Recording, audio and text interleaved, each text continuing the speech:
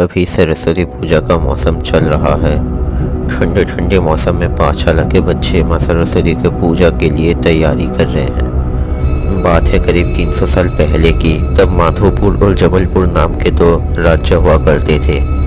एक तरफ माधोपुर एक बहुत ही विकसित राज्य था।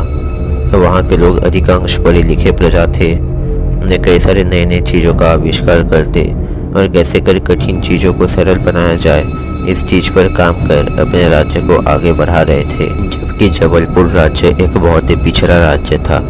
यहाँ के प्रजा अंधविश्वास को मानकर अपना सारा काम करते। यहाँ के वैसे तो कई पाठशालाएं थी, लेकिन वहाँ बच्चे पढ़ने नहीं जाते। एक दिन जबलपुर के राजा ज्वाला सिंह माधोपुर राज्य के राजा माधव सिंह से मिलकर अपने राज्य के परिस्थिति के बारे में बताते हैं। माधव सिंह सुझाव देते हैं कि इस सरस्वती पूजा को वो अपने राज्य में बहुत धूमधाम से सरस्वती आराधना करें, क्योंकि आज तक कभी जबलपुर राज्य में सरस्वती पूजा अनुष्ठित नहीं हुई है और इसका कारण बहुत ही रहस्यमय है। इस चीज़ के बारे में राजा ज्वाला सिंह कहने पर माधव सिंह अपने सभा के एक चतुर व्यक्ति रामकृष्ण को जबलपुर भेजते हैं, जैसे वो इस बार वहाँ सफलता के साथ सरस्वती पूजा अनुष्ठित कर पाए। ज्वाला सिंह जी और रामकृष्ण जबलपुर रवाना हो जाते हैं।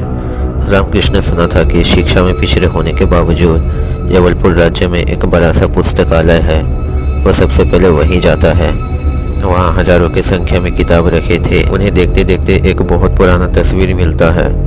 महाराज को पूछने पर वह कहते हैं कि ये हैं उनके दादाजी सत्यनारायण सिंह जी। वो शिक्षा के घोर विरोधी थे। उनका मानना था कि प्रजा पढ़े लिखे होने से महाराज और अपने तरीके से राज्य परिचालना नहीं कर पाएगा, वो प्रजा का दास बन जाएगा। रामकृष्ण ये बात सुन थोड़ा सोचता है और फिर तस्वीर को वहीं रख देता है। देखते देखते सरस्वती पूजा आ जाता है।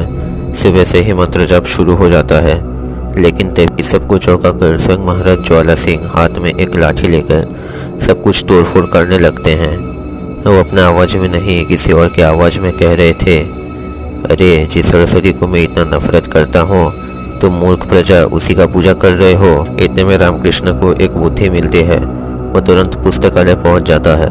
ज्वाला सिंह जी के दादाजी का तस्वीर निकाल कर वो देखता है कि तस्वीर में पहले वो खाली हाथ में खड़े थे, लेकिन अभी उनके हाथ में एक लाठी है और आंखें भी लाल दिख रही है। रामकृष्ण समझ जाता है कि ये तस्वीर ही सब मुसीबत का जड़ है।